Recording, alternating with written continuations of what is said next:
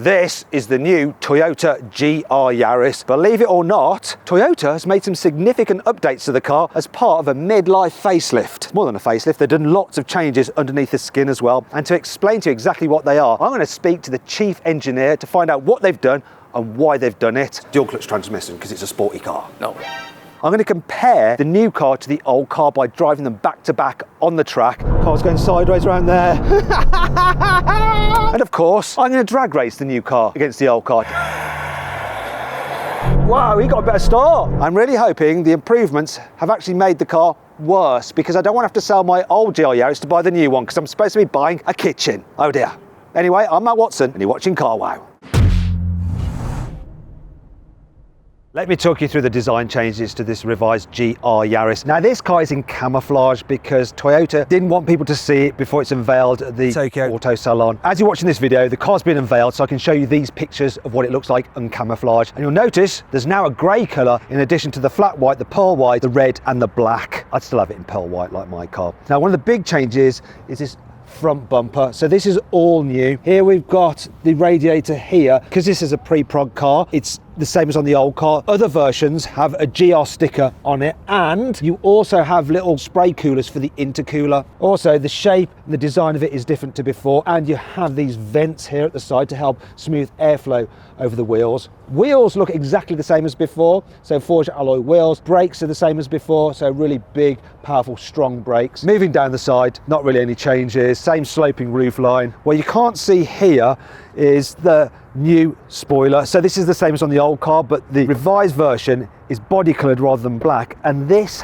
brake light has actually been moved. It's not there anymore. It's down in here, and you actually have a full length light strip going around here, and the high level brake light down there as well. Here there's not the fake diffuser that you had on the old car. You instead have this kind of rally inspired grille. There's also a metal grille at the front instead of the plastic grille because it's just a bit tougher, so if you're following someone down a twisty road, you're less likely to get things and objects like hitting your intercooler and damaging it. Here on the inside, the changes are massive. It's got a completely new dash. It's very different. Everything is housed in this instrument binnacle here. Sort of feels like something out of the 80s, but this section, the way it's angled to the driver, is very much like on a rally car. Instead of analog dials, you've got digital dials, and the look changes depending on which mode you go in. So it's actually easier to see your rev counter if you're in sport mode. Speaking of which, you can now toggle between different driving modes, and that alters the throttle response and the mapping of the throttle. You've still got the same switch there for altering the four-wheel drive system, but it's nice that now you can separate the two. Another big change with the digital instruments is the fact that you just get a lot more information in front of you. Another thing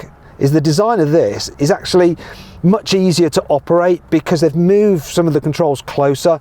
The idea being that they had like people driving the old car with their rally harnesses on, it's like harder to do like the climate and whatever and all that kind of stuff. Now it's just an easier reach, but a big change is you don't have that old infotainment system sitting proud of the dash. It's actually 5 centimeters lower, and that means you get better visibility through there. What also improves the visibility is that they've relocated this rear view mirror. Before it was mounted forward here, so it blocked your view there. You just got like this little letterbox to look through to the center of the dash. Now the visibility is much improved. Another thing that helps with that, the seats being mounted 25 millimeters lower just means that you get so much more view through that central part of the windscreen. You also feel more connected to the car rather than sitting on it. You're more in it. Then there's the design of the rest of the dash.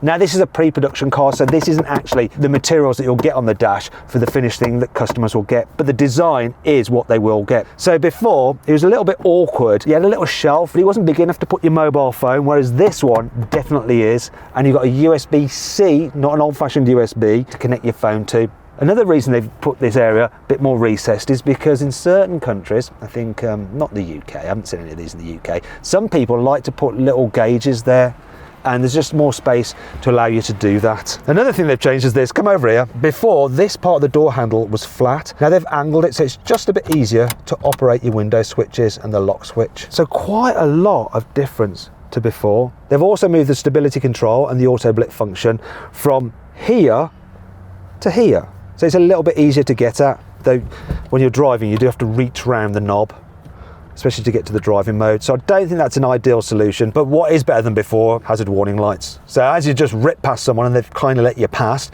you can quickly just go up, thank you very much for letting me buy. It does feel so very different in here, considering it's still pretty much the same car. And they basically looked at all the complaints that people had about the previous generation car and improved them. So they really do listen to their customers. In fact, one of the reasons they lowered the seat was after watching my video from the initial launch of the original GR Yaris, when I said the seating is just too high. Here's an actual shot of an engineer with a clip from my video on their computer, which they used as part of the development of this car. So it's always good to know that engineers do listen to these reviews and they follow the advice from some of us car reviewers. One thing Toyota hasn't changed is the space in the back. Obviously they couldn't, so still.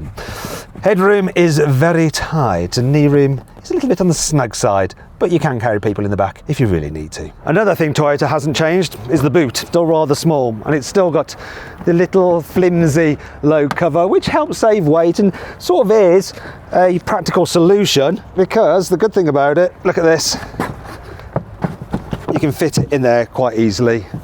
And it also flies really well.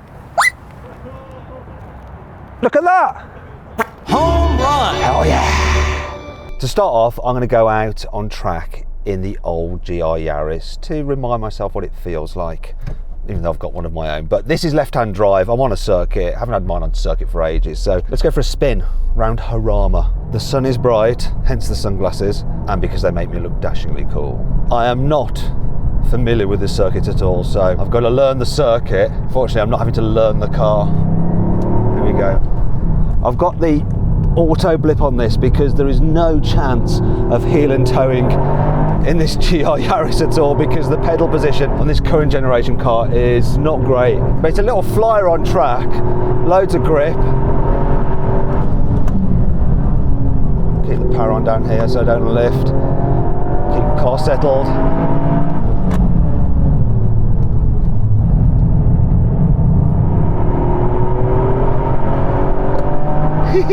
Love this little car. Right, I'm pushing a little bit on there. I'm probably in too high a gear. Yeah, I'm in fifth. What am I doing? I'm not looking at the rev counter at all. Really, the place for this car is a bumpy road, but it handles itself really well on track. Getting the hang of the circuit now.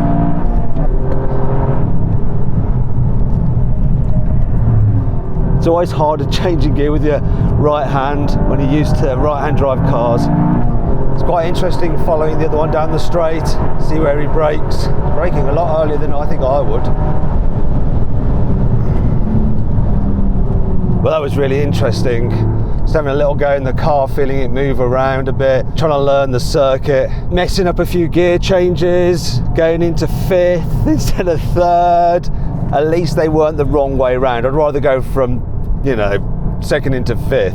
I'd like to introduce you to Saito-san. So he's the chief engineer for the GR Yaris. He's the guy who built my car. So first off, I want to give you a very, very deep bow, just to say thank you for the wonderful car. Absolutely love it. Now, one of the things about the GR Yaris was when I first drove it, within 100 meters, I knew I had to buy one. And I'm a little bit worried about today. I don't want to have to buy the new one, and I don't want the value of my one to go down. Can you tell me the reason why you've updated the car? The Morizo came to us to say this is not the end, to make it ever better car. The learning from motorsports and training in the motorsports and racing activities. That's why we restarted to the improvement. Just for the people watching, who is Morizo? The Akio Toyoda, who is the chairman of Toyota Motor Corporation. You needed to improve it for motorsport, and one of the things that you do when you're using a car in motorsport, you beat up on them and you damage them, you break them, and then you have to fix them, and then you improve them, and that's sort of what's happened here. Yes. So can you explain to me, we've got a bunch of broken internal engine parts. What's this all about? These are, the real evidence we experienced in the racing activity. The Morizo and professional driver broken it in the racing. Right, so I don't need to worry that this is going to happen to my GR Yaris while I'm driving on the road. It's not happening for you. Basically, your racing drivers have been out hammering the crap out of the car. Oh, yes. So, and then we found the limitation of the performances. Right, so that brings us on to the new engine. So this is from the old engine, and what's happened here? For example, one of the root cause was the pre-ignition. The explosion happening too soon. No good timing. Yeah. And then we made it a calibration improvement for the software. Right, and did you change anything to do with the actual parts? Yeah, the materials? Yes, material changes for the piston. To make it stronger? Yeah, make it stronger. For people who want to tune their cars, it's a better platform for tuners than the previous generation car. This is also. So the old engine's still strong, but this one's even stronger. Yeah. So if you are a tuner and you want to bump up the power, you need to get yourself the new one. I don't recommend You can't say that, obviously. As a manufacturer. As an OEM, no. Don't do that, it will invalidate your warranty. Yeah. Okay, some other bits we want to look at. Is this part of the four-wheel drive system? The gravel training, driving and making the so much temperature heated. And then we found some broken in the transfer, and we made it the good cooling airflow from the undercover. Right, so basically the racing driver practices in a normal GR Yaris, hammering it about on gravel for a long period of time, and the four-wheel drive system overheated, and you fix that with added cooling. And what's going on with these parts here? What's this? This is a sub-radiator which we installed it for new GR Yaris today. We found it's a bad location, some hit it in the corner. You can see this bumpers is a corner. We improved the location of that one. So you add a new radiator to the new car. It's got more performance, so you need a bit more cooling. You had it behind the bumper. The rally driver crashed it a little bit, as they do, and it damaged this, so you decided to move it higher. But you've also done something else, because obviously if you crack this, you need to remove the whole front bumper, which is expensive and takes time. We divide it by the 3 sections, and the customer don't have to change the whole bumper. It just changes the small parts. So there's a funny story with this. This is from the new car, so it's in 3 different pieces. So if you clip something, which a journalist did while driving around the track, yesterday, they hit a feral cat. But you can see that this comes apart like that. So if you do the lower front splitter, you can just remove that without having to do the whole bumper, which will mean that like insurance costs will be less, or that repair costs are going to be less. So that's good. And obviously, that's thanks to the media. It wasn't their drivers, it was a journalist. It wasn't me though. Okay, some other bits that we've got going on here. We've got the gear linkages, right? Also the Moiso drove, and he made it now tough changing the shaft. After the 2,000 kilometer, we found breaking it. He's got brutal gear changes if he did that. I mean, look at that. He's not driving my car. He always pushing the limit. Oh no, look at that. And the final thing is this. Lower suspension arm, and break it here. What, you fitted a stronger part here as the bracing? We will do. The suspension part's going to be slightly stiffer, which will make the car more robust, but also more responsive as well, because there's less flex. I think so, yeah. Well, it's all very interesting to see that basically Saito-san doesn't mind people damaging his cars, because then he learns how to make them better. So maybe I can help you with that out on the track if I damage it. Oh yes, please. As before, the GR Yaris uses a 1.6 litre 3-cylinder turbo petrol. However, it's the engine that's used in the GR Corolla. So it has lighter, tougher pistons. It also has strengthened exhaust valves and improved valve train as well. It's got higher injection pressure. The result is that power goes up from 261 horsepower in the previous car to 280 horsepower. Torque also rises from 360 newton meters to 390 newton meters. I'm heading out in the new version with the manual gearbox. Now, they've changed the gear shift slightly. Maybe a little bit easier. I've got the rev matching on because they haven't done anything with the pedals. Still very hard to heel and toe. But it's good to compare this to the manual original version, because you can really notice the difference in the stiffness of the body. Now I'm comparing like with like, old versus new. Watch the push. I can see tire marks going off the track there. I think someone got that corner wrong.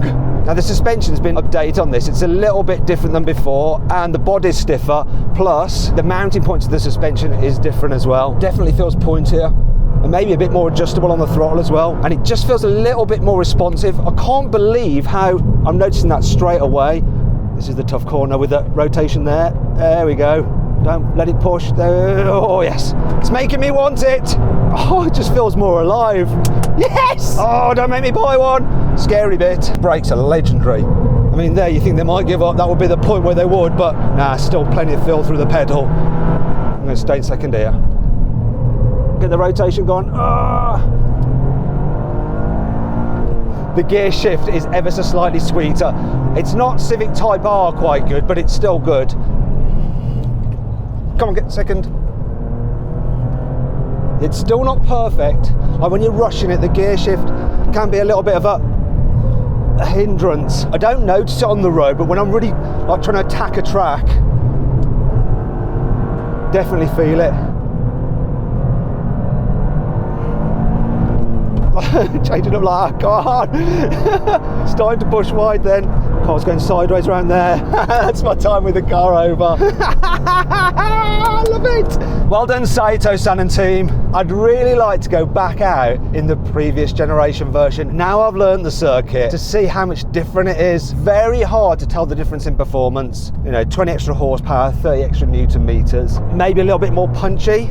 But the chassis, I do feel it's a little bit more mobile. The gear shift is a little bit better, but still, there's some room for improvement for track work. On the road, I find it perfectly fine. Big thing though, I just feel more connected to the car because I'm sat lower. My visibility is massively improved. It really does make a huge difference. And I was talking to one of the engineers about could I fit these seats into my car, but actually what they've done is change the mounting brackets completely. They've also had to recalibrate all the airbags because you're now in a different position. And this is one of the things that if you're the kind of person that has bought previous generation Yaris and you've lowered your seat, it's not set up, the driver's airbag and the passenger airbag, for a much lower seating position. So it's something to consider. But that's a huge difference, just getting that visibility through here. You can just see through the bends a lot more, and that gives you way more confidence to go quickly. Not that you really need to be going any quicker in a GR Yaris, because they sort of do poke you, go faster, faster, look what I can do, go on, let's go faster. And that is always the risk with them, and this one, I can tell it can go even faster. Wow. Saito-san, Yes. I've got some bad news. So all the changes, they've made the car a lot worse. Yes. It's absolutely terrible. Okay. The old one is much better. If you're thinking about buying the new one, don't. Come to me and you can buy my old one, okay? Yeah, because this is awful, terrible. That means you don't have to buy a new one. Yes, can you sort me out a new one, please? Because I'm going to sell my old one because this is better, okay?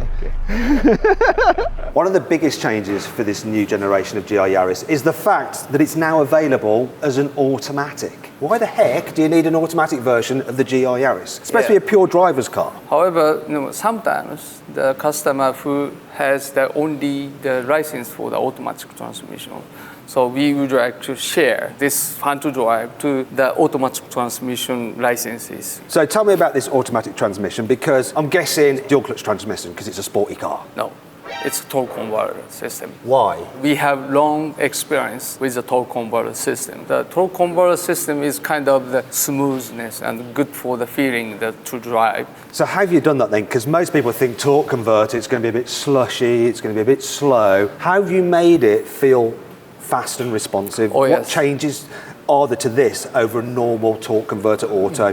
There are two things. So we increase the frequency to use that lockup. For example, the starting and the lower speed, low gear, and also you can see the solenoid is to make it more good speed to the changing the gears. Is there anything that you've done to the clutches? Yes, clutches that we have two clutches for the manage to the big root speed changes. So basically what you've done is made the torque converter, it locks up more from lower speed, yes, and more often. And start. And from the start, and have you got launch control in this? Yes. Oh yes, we've got launch control. It'd be interesting to see the 0-60 yes, time, but more on that in a bit. You've got a solenoid that just changes gear quicker, yes, and you've got grippier clutches that mesh faster. So it should be better than a normal torque converter auto. And we should all be thankful that it's not a CVT, because Toyota also has a lot of experience with CVT gearboxes as well. And that wouldn't be so good for this kind of car. What's the weight of the auto compared to the manual? 20 kilograms. 20, heavier than a manual transmission. How about the size of it? Because I've got to say, that looks small. Yeah, the GRS has limitation of the weight, so we should make it more smaller. And you say lighter weight, how heavy is it in total? I cannot tell you that. It's 20 kilograms heavier than mine. No. Oh, wait, I can move it a bit. Look. Ow, I've just pinched my skin. I've pinched my skin on that bit. Be careful. Yeah, don't try that at home. There's also something else with this. Has it got a limited slip differential? Oh yes, the backside. It's a torsion. Okay. Yes. So like with the circuit pack, you get a torsion limited slip diff, which will send power to where there's the most torque. Yes. Okay, cool. With the GR Yaris, the new version, they all come with torsion front and rear? Mm-hmm. So they always have the torsion in the front and rear from now on, which is the right thing to do. Was there anything that you learned from motorsport about the gearbox to make it stronger? This automatic transmission is making that more temperature than the manual transmission. And we made it some changes for the housing to make it, for the cooling. And also that we made it bigger size, the ATF cooler and the sub-radiator, also the total management of the cooling performance. So tell me what happened when the gearbox broke. Oh yes, the Moizo, our chairman, is in the racing for the qualifying. He stopped into the middle of the corner, and we figured out that was caused by the overheating. That was a trigger for the improvement of the cooling performance. So the chairman breaks down mid-corner. Yes. And we still sweat it. Yes. But we are so big thanks to him to find it. But he's kind of up for that though. He wants to, find the limits of the car so that you guys can improve them. Yeah. Well, that's all very interesting, but what I need to do now is find out exactly how this gearbox performs on track. So let's do that. It's very, very odd being in a GR Yaris, changing gears using pedals. Now I've got the car in track mode. Now in the old car, track mode is a split of the four-wheel drive system, equally 50-50 front and rear. However, in this, it's constantly variable, so it will switch between 60 at the front, 40 at the rear, to 70 at the back, 30 at the front. Already, because I'm not having to think about changing gears, this feels just much easier for me to get up a bit of speed. The gear shifts are pretty quick, and the auto box really is just helping me here. Whether I'd want it on the road, I don't know. But being auto, I'm just able to focus more on my braking, my turning in. I think for the road, you're probably going to want the manual for the involvement, but I'm enjoying this auto. Anyone who says, oh no, I don't got a dual clutch out, I don't think you need it. Actually, and here's a reason why you don't. The thing about dual clutches is sometimes when you're like pulling away, they can be a bit like jerky, and shunting along in traffic is not good for them. But being a torque converter, you don't have to worry about it. And yet, because they actually lock up that torque converter once you're pretty much moving away, the shifts are just fast. It doesn't impede the actual performance of the car. What a mega thing.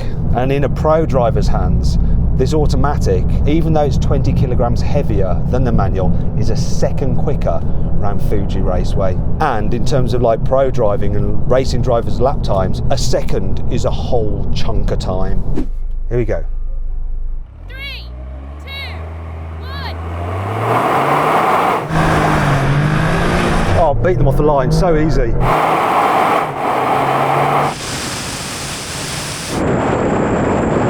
I think they were napping, but that's the joy of having the auto.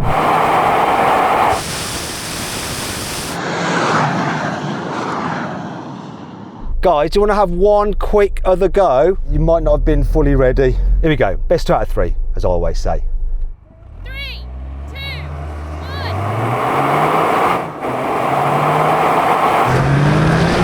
1. Wow, he got a better start. But on the gear shift, he cocked it up. See, I was sleeping then.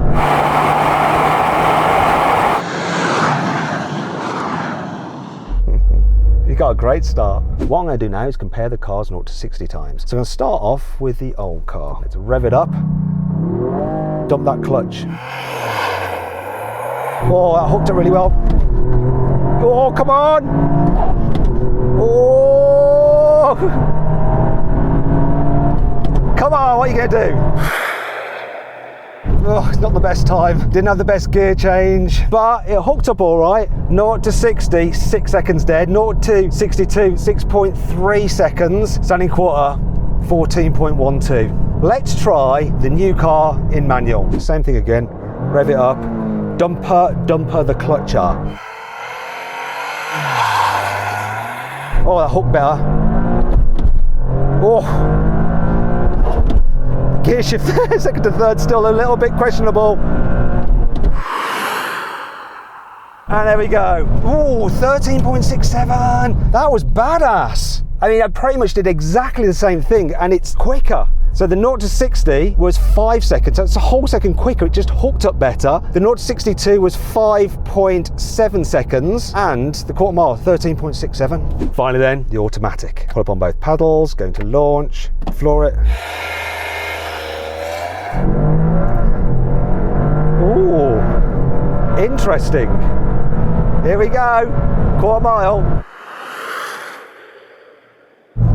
Oh, that is so interesting. 0 to 60 was 5.1 seconds, so ever so slightly slower than I did in the manual. That manual launched brilliantly. However, in the manual version of the new car, I must have changed gear just before the 100 kilometers an hour, the 0 to 62. As a result, that car took 5.7 seconds to do 0 to 62, whereas this one did 0 to 60 in 5.1 seconds, then 0 to 62 or 0 to 100 kilometers an hour in 5.41 seconds. Then that meant it was quicker over the quarter mile, but not by much. So this recorded a 13.61, so just fractionally quicker over the quarter mile with the automatic. It has the benefit of launch control, but it's heavier. I think repeated fast starts in the auto is just going to be easier to just recreate the times over and over again, and of course you're not going to kill your clutch. All very interesting though, and what I'm going to do now is put up the actual results on screen so you can see the difference in the times of the cars. Enjoy at your leisure.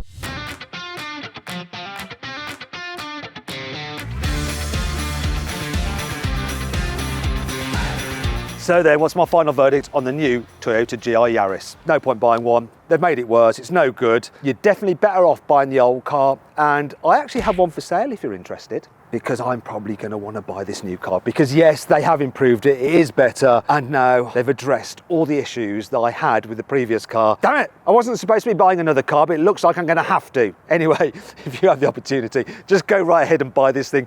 It is awesome. It's even more awesome than before. Anyway, I hope you enjoyed the video. If you did, give it a like. Let me know what you think about this GR Yaris in the comments below, and let me know if you want to buy my one. Also, click on the video windows for some more videos, and on the Car Wow box to go to Car Wow for a special surprise. It could actually be where my car is for sale, because you can sell your car through Car Wow.